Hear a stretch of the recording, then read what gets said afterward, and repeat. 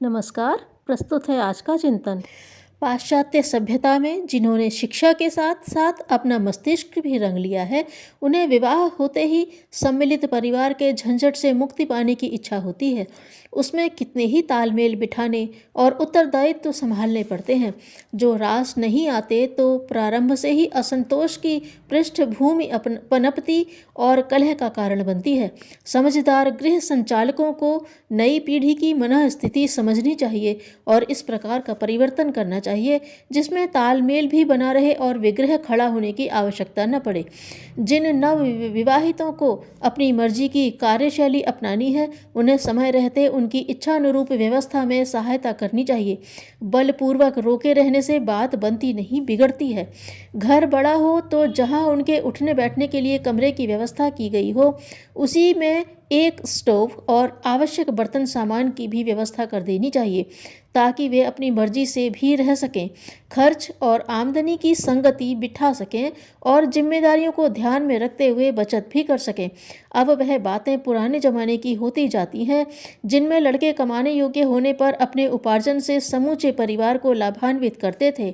सर्वव्यापी संकीर्ण स्वार्थपरता अब इस प्रकार सोचने का अवसर नहीं देती और लड़के अपनी कमाई का लाभ स्वयं ही उठाने, मौज मजे की जिंदगी बिताने की बात सोचते हैं। परिवार के दायित्व उठाने का उनमें से कदाचित ही किसी का मन होता हो। ऐसी दशा में उनकी इच्छा के विपरीत बाधित करने के परिणाम अंततः और भी बुरे होते हैं। इसलिए नई पीढ़ी की तरह पुरानी पीढ़ी को भी यही सोचना चाहिए कि उन्हें परिवार की गाड़ी स्वयं ही खींचनी है। समर्थ लड़कों से कोई बड़ी आशा नहीं रखनी है। सर्वथा एकाकी छोड़ देना भी किसी के हित में नहीं है। बड़ों का बड़प्पन इसमें है कि वे पृथकता की उभरती मनोवृत्ति को बलपूर्वक न दबाएं, वरन उसे इस प्रकार कार्यान्वित होने दें जिसमें नई व्यवस्था चर्चा का विषय भी न बने और सर्वथा नौसिखियों को गृहस्थ संचालन में जिस ऊंच नीच को समझने की आवश्यकता पड़ती है, उससे भी उन्हें वंचित न होना पड़े। परामर्श और सहयोग तो देते ही रहना चाहिए, संरक्षण भी। इस प्रकार यदि बिलगाव योजनाबद्ध रूप से होगा तो उससे संबंध टूटने और उपहास होने की नौबत न आने पाएगी। अंग्रेजी शिक्षा के साथ साथ अपने देश में वहाँ की संस्कृति और भी तेजी से आई है। उसमें संयुक्त परिवार नाम की कोई चीज़ नहीं है। पति पत्नी और बच्चे ही परिवार हैं। अभिभावकों और भाई बहनों को अपने पैरों पर खड़ा होना पड़ता है। धीरे धीरे वही परिस्थिति अब यहाँ बनती जा रही है।